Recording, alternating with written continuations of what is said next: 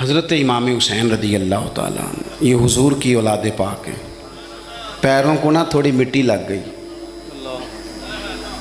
عمر جوانی کی تھی، داڑھی مبارک ساری سیاہ تھی، کالی تھی۔ حضرت ابو ہریرہ ان سے سالوں بڑے تھے، امیر المومنین فی الحدیث۔ حضرت ابو ہریرہ نے دیکھا کہ امام حسین کے مقدس قدموں کو مٹی لگ گئی۔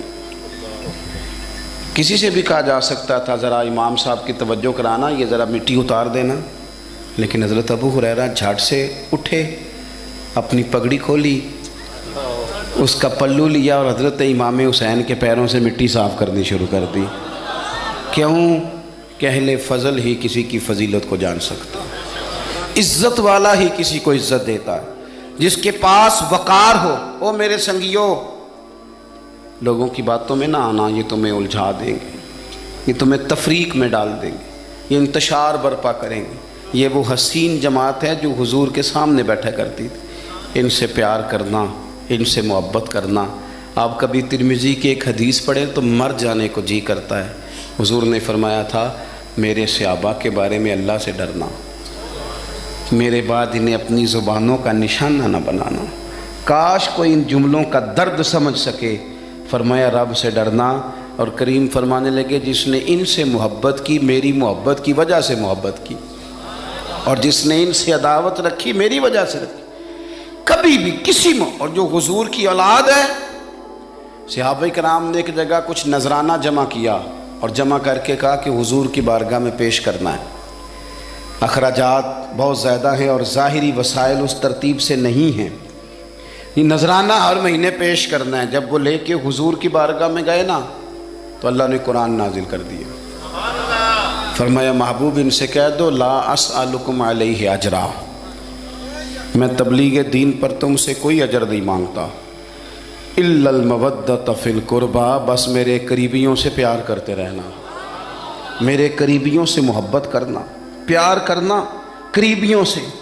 یہ علی المرتضیٰ ہیں، یہ فاطمہ ہیں، یہ ان کا خاندان ہے، یہ ختیجہ ہیں، یہ عائشہ ہیں، یہ میمونہ ہیں، یہ حفصہ ہیں، ان سے پیار کرنا، میرے قریبیوں سے محبت کرنا۔ ہمارے دلوں میں حضور کی اولاد کا پیار ہونا چاہیے، طبیعتوں میں احترام ہونا چاہیے، ہمارا مزاج، ہمارا دل ان کے لیے دھڑکنا چاہیے، ہمارے لہجے، ہمارے انداز ہمیشہ ان کے حق میں نرم ہونے چاہیے۔ میں کہہ چکا ہوں سید کا صرف عقیدہ ٹھیک ہونا شرط ہے، باقی آپ تحقیق اور تفتیش میں نہ پڑیں، وہ جانے رب جانے۔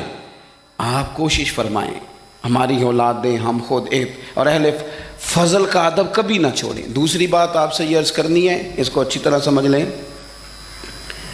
کہ قومیں اپنے اسلاف سے بڑی ہوتی ہیں ہمیشہ۔ بڑا ہم ہوتا ہی وہ ہے جس کا کوئی بڑا ہوتا ہے، جس کا کوئی بڑا نہیں ہوتا وہ کبھی بھی بڑا۔ یہ کچھ عرصے سے ٹرینڈ چلا ہے، اگرچہ یہ درست نہیں ہے۔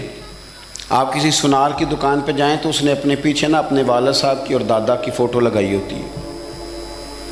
حکیم کی دکان پہ چلے جائیں، کپڑے والی دکان پہ چلے جائیں تو اس نے پیچھے اپنے دادا کی، والد کی فوٹو لگائی ہوتی ہے۔ اگرچہ یہ درست نہیں، تصویریں نہیں لگانی چاہیے، تصویریں ان کے کیا پیروں کی بھی نہیں لگانی چاہیے۔ جہاں تصویر ہوتی ہے وہاں نماز کیسے پڑھی جائے گی؟ فرشتہ رحمت کا نہیں آئے گا۔ یہ تو اب ایک ضرورت بن گئی، تو اب ضرورت کیا، اب تو خیر نفسیاتی مسئلہ بن گیا ہمارا، یہ نفسیاتی مسئلہ ہے۔ یعنی سلام بعد میں فوٹو پہلے، یعنی سیانے سیانے لوگ، اور یہ ہمیں ایسے کھیل تماشے میں لگایا گیا ہے کہ میں ڈھیر سارے لوگوں پر غور کرتا ہوں، پھر ان کے لیے دعا کرتا ہوں کہ یا اللہ ان کی مدد فرما۔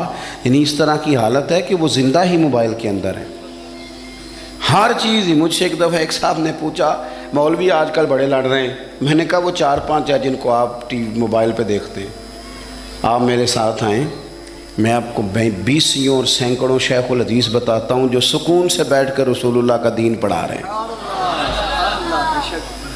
تو آپ مسئلہ صرف یہ ہے کہ ہم نے کل زندگی وہ سمجھ لی ہے جو موبائل کے اندر ہے۔ بہرحال وہ تصویر لگائی ہوتی ہے سنار نے بھی اور حکیم نے بھی اور ڈاکٹر نے بھی اور بہت سارے لوگوں نے کہ جناب اب یہ جو تصویر لگاتے ہیں تو اس کے پیچھے پوری حکمت ہوتی ہے۔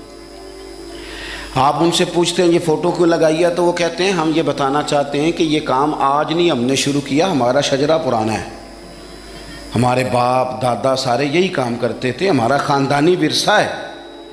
وہ ثابت یہ کرنا چاہتے ہیں کہ ہم پیچھے سے ہمارا ایک سلسلہ آ رہا ہے. ساری دنیا اپنے اکابرین کو، اسلاف کو، بڑوں کو ان کے زور پر بڑا ہونا چاہتی ہے. یہاں کچھ لوگ ایسے آئے ہیں جن کے نزدیک معاذ اللہ صحابہ ہی ٹھیک نہیں تھے، اہل بیت ہی ٹھیک نہیں تھے.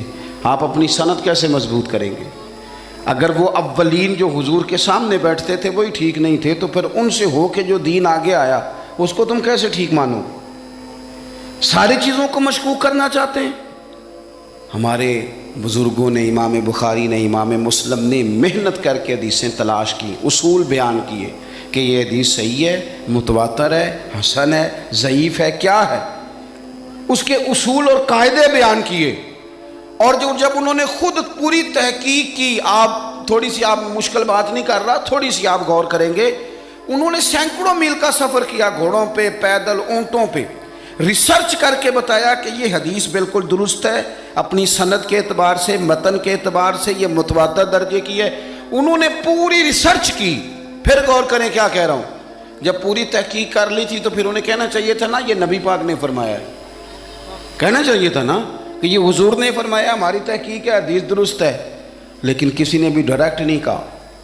انہوں نے جب بھی کہا کہنے لگے حضرت عبداللہ ابن عمر فرماتے ہیں کہ حضور نے یوں فرمایا، حضرت انس بن مالک فرماتے ہیں کہ حضور نے یوں فرمایا، حضرت جناب سیدہ عائشہ صدیقہ فرماتی ہیں یوں حضور نے فرمایا، حضرت ابو ہریرہ فرماتے ہیں یوں حضور نے فرمایا. انہوں نے نا پہلے اس صحابی کا نام لیا جنہوں نے وہ بات اپنے سینے میں محفوظ کی. کیا بتایا انہوں نے ہمیں کہ ہم دنیا گھوم آئے ہیں، ریسرچ کر آئے ہیں، تلاش و بسیار کے بعد اس نتیجے پہ پہنچے ہیں کہ دین کا اصل فیض وہی ہے جو صحابہ اور اہل بیت کے سینوں سے ہو کے امت کو نصیب ہوا ہے. اصل فیضان وہ ہے جو وہاں سے ہو کے آیا. تو ایک بات تو یہ کہ اہل فضل کی عظمت، اور دوسری بات کہ اپنے اکابرین کے ساتھ جوڑ کے رہنا، اور تیسری بات حضرت سیدنا امام حسین، حضرت امام حسن رضی اللہ تعالی عنہما، ان دو شہزادوں سے نا نبی پاک صلی اللہ علیہ وسلم نے جو محبت فرمائی ہے نا وہ بھی بڑی قابل دید ہے. حضور نے جو ان سے پیار کیا ہے. کچھ لوگ ایسے ہوتے ہیں کہ جن سے انسان جب پیار کرتا ہے، محبت کرتا ہے تو وہ بات نا دور دور نکل جاتی ہے، بات پھیل جاتی ہے. ان کے ساتھ نا میرے نبی پاک کا خصوصی لگاؤ ہے. اس کا مطلب یہ نہیں کہ ہر نانا ہی اپنے نواسے سے پیار کرتا ہے، یہ معنی نہیں. رسول پاک علیہ السلام جو کام بھی کرتے ہیں اللہ کی وحی کے ساتھ کرتے ہیں. حضور کا ہر کام وحی خدا ہے، اپنی مرضی سے حضور کوئی کام نہیں کرتے. تو نبی پاک نے جو بھی کیا ہے وہ امت کے لیے نمونہ ہے. حسنین کریمین سے جو حضور کا پیار ہے، جو نبی پاک علیہ السلام کی ان کے ساتھ والہانہ محبت ہے. اعلیٰ حضرت بریلوی نے حدیث لکھی ہے، راوی حضرت عثمان غنی ہے رضی اللہ تعالیٰ عنہ. حضور سید عالم صلی اللہ تعالیٰ علیہ وآلہ وسلم نے نا گھر میں پیغام بھیجا، فرمایا فاطمہ سے کہو ذرا حسن حسین کو تو بھیجے. یہ سارا دن ہی حضور کے پاس رہتے ہیں، سارا دن ہی، لیکن وہ جو والہانہ پان ہے، جو محبت ہے، جو ان کے ساتھ محبوب کا خاص لگاؤ ہے. سیدہ سے کہو ذرا شہزادوں کو بھیجے، تھوڑی سی دیر ہو گئی آنے میں. اعلیٰ حضرت فرماتے ہیں یوں لگتا جیسے سیدہ فاطمہ کپڑے نہیں ماں بدلنے لگتی بچوں کے، خوشبو نہیں لگانے لگتی، تھوڑی تیاری میں دیر ہو گئی تو محبوب نے نظریں جمائی ہیں اس حجرے کی طرف جہاں سے امام حسن اور حسین نے آنا ہے. رحمت کے عجب ہی جھمیلے ہیں، حسنین یہاں پر کھیلے ہیں. تو دونوں شہزادوں جب دروازہ کھلا تو حضرت عثمان غنی کہتے ہیں بچے جب نکلے نا دونوں تو یہ کوئی 10 15 50 100 میل دور سے تھوڑی آ رہے ہیں، تو یہیں رہتے ہیں. محبوب کے قرب خاص میں انہیں سایہ کرم ہر وقت نصیب ہے. لیکن نبی کریم علیہ السلام کا جو والہانہ پن ہے، جو ان کے ساتھ حضور کا رشتہ محبت ہے، جیسے ہی دونوں شہزادے آئے حضرت عثمان غنی فرماتے ہیں محبوب نے مقدس گھٹنے زمین پہ رکھ دیے اور دونوں بازو کھول دیے. ایک شہزادہ اس سینے سے لگ گیا اس کندھے سے، ایک اس کندھے سے لگ گیا، اور پہلے بھی حضور پیار کرتے تھے، پر آج تو رخ ہی بدل گیا بات کا۔ اللہ کے پیارے حبیب علیہ الصلوۃ والسلام فرمانے لگے، اے اللہ، یہ دونوں شہزادے کندھے سے لگے ہوئے، حضور فرمانے لگے، اے اللہ، میں ان دونوں سے محبت کرتا ہوں، تو بھی ان سے محبت فرما۔ اور کہا، اے اللہ، جو جو میرے حسن حسین سے محبت کرے تو ان سب سے محبت فرما، تو ان سب سے پیار کر جو میرے حسنین سے پیار کرے۔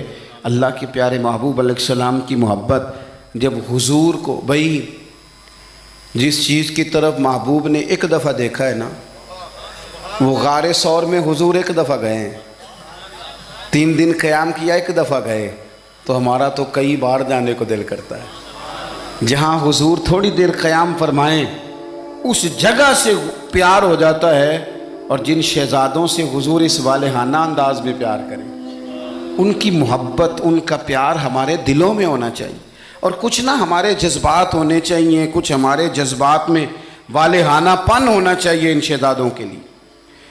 آج کل نا ہمارے ہاں دور ہے تقریروں کا، پوسٹیں لگانے کا، اپنی اپنی رائے، اور ویسے بھی جو ہم لکھ رہے ہوتے ہیں، جو بول رہے ہوتے ہیں، وہ اپنے لیے نہیں ہوتا، الا ماشاءاللہ، وہ تو سامنے والے کے لیے ہوتا ہے۔ وہ تو حضرت مجدد الفسانی رحمۃ اللہ علیہ کے حالات پہ ایک سیرت نگار نے لکھا ہے کہ آپ نے ایک شخص کو نا اپنے سلسلہ نقشبندیہ میں اجازت دی کہ اب آپ بھی آگے اللہ اللہ بتائیں، تربیت کریں، یہی طریقہ ہوتا تھا، تو ان کو خلافت دے دی، اب وہ سلسلہ طریقت میں آگے اشاعت سلسلہ کا کام کریں گے۔ کچھ عرصے کے بعد وہ خلیفہ صاحب نے حضرت شیخ کو خط لکھا تو کہنے لگے، حضور آپ نے فقیر کو اجازت دی تھی، اب میں تقریر بھی کرتا ہوں، تدریس بھی کرتا ہوں، تصنیف بھی کرتا ہوں۔ تو حضرت فرمانے لگے، آپ بہت اچھے کام کر رہے ہیں، رب آپ کو برکت دے، پر یہ سارا کچھ تو آپ لوگوں کی اصلاح کے لیے کر رہے ہیں، کچھ اپنے لیے بھی کرتے ہیں، رات کو تہجد میں اٹھ جاتے ہیں، کچھ اللہ کے حضور رونا نصیب ہو جاتا ہے، کچھ آپ کو درود و سلام کی کیفیات نصیب ہوتی ہیں، یہ تو جو کچھ ہے الحمدللہ بہت اچھا ہے، قابل تعریف ہے، پر یہ تو آپ خدمت دین کا کام کر رہے ہیں نا لوگوں کی، آپ اپنے لیے کیا کر رہے ہیں؟ یہ بھی تو مقام غور ہے۔ بہت ساری چیزیں آج ایسی ہیں جو تقریروں میں، تحریروں میں، لیکن ہمارے پرانے بزرگ جو تھے ان کا رنگ اور تھا، ان کا انداز والہانہ تھا، والہانہ۔